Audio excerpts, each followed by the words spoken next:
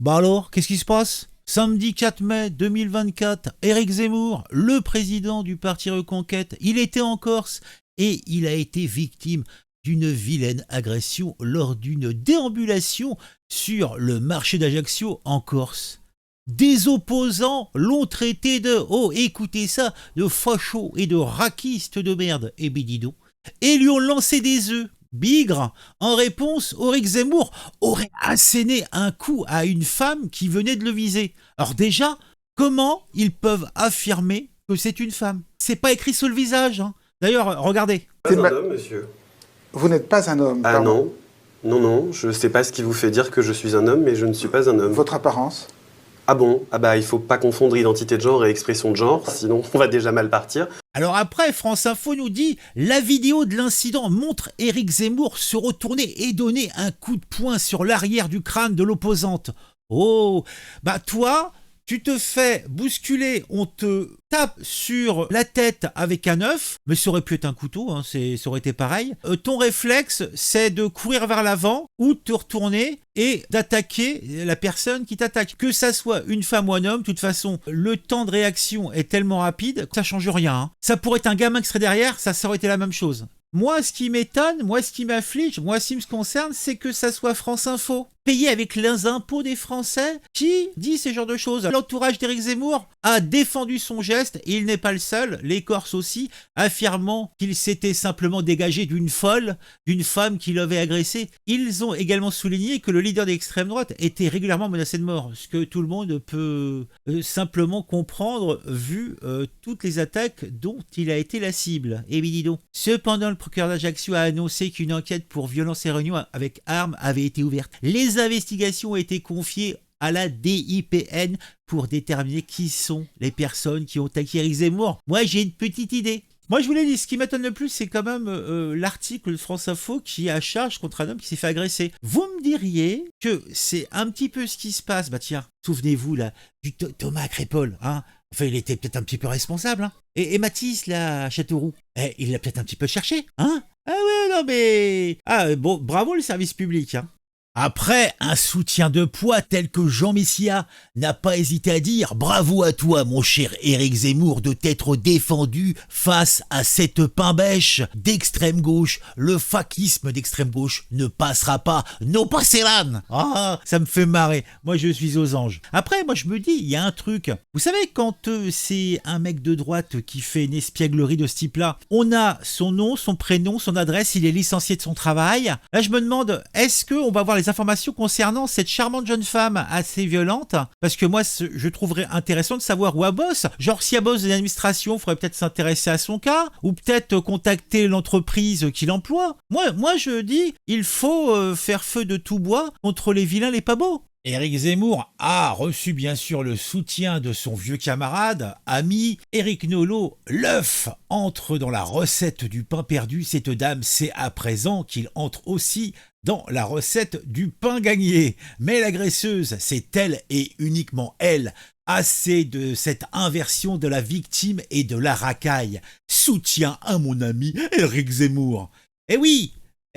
Faut remettre la mosquée au milieu du village. Faut arrêter de déconner. Par contre, là, en réponse au poste d'Ecnolo, j'ai vu quelque chose qui m'a un petit peu outré. MF Avocat. Alors, j'ai regardé la description. Collectif d'avocats indépendants luttant contre le racisme et la stigmatisation des musulmans francophones. Tu sens les frères musulmans, CCIF et compagnie, CCIE.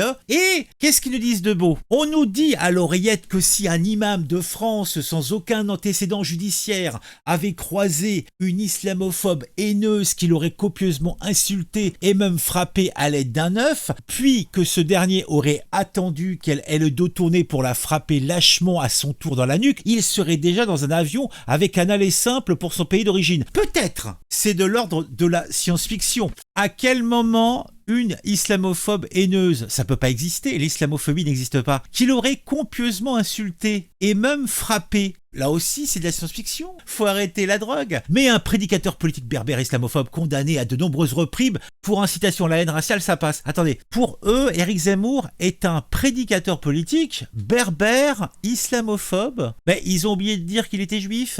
C'est pas complet comme... Ah, pourquoi ils l'ont pas dit, ça? Bah, c'est bizarre, quand même. Je suis bizarre. Qu'en pensez-vous?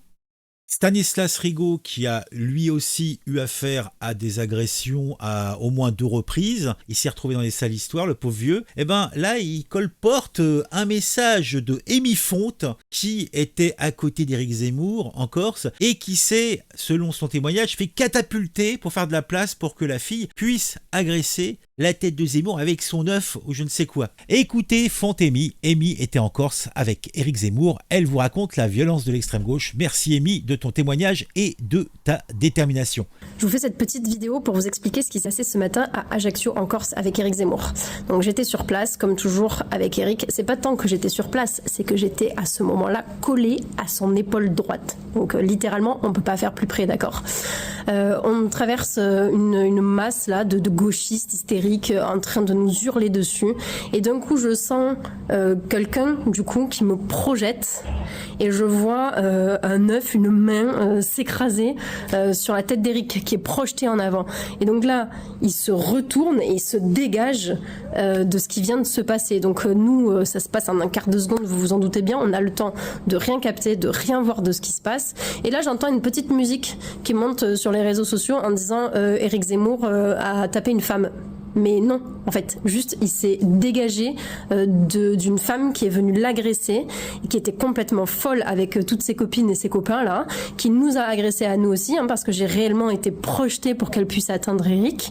Donc aujourd'hui, là j'entends, on nous dit oui, il a agressé une femme. Non, en fait, il y a une bonne femme qui est venue le taper, d'accord. Lui, qu'est-ce qu'il en sait? Que c'est un œuf, que c'est un couteau. Éric Zemmour, il est menacé de mort depuis des années. Comment vous voulez qu'il sache? Et en fait, quoi, il se retourne pas, il se défend pas, il se laisse faire et il se met à plat ventre.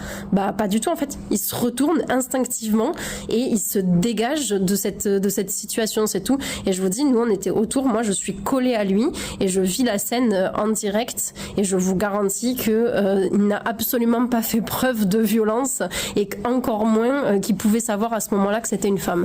Tiens, Alice Cordier nous dit « Amusant de voir l'extrême gauche excitée sur Zemmour qui a un réflexe de défense alors que cette même extrême gauche n'arrive toujours pas à condamner les viols du Hamas. » Bref, et pour conclure, on va laisser la parole à Éric Zemmour qui nous disait dans un post « Hier soir à Lille, ce matin dans le Rhône et à l'instant en Corse, même méthode, même milice, même cri.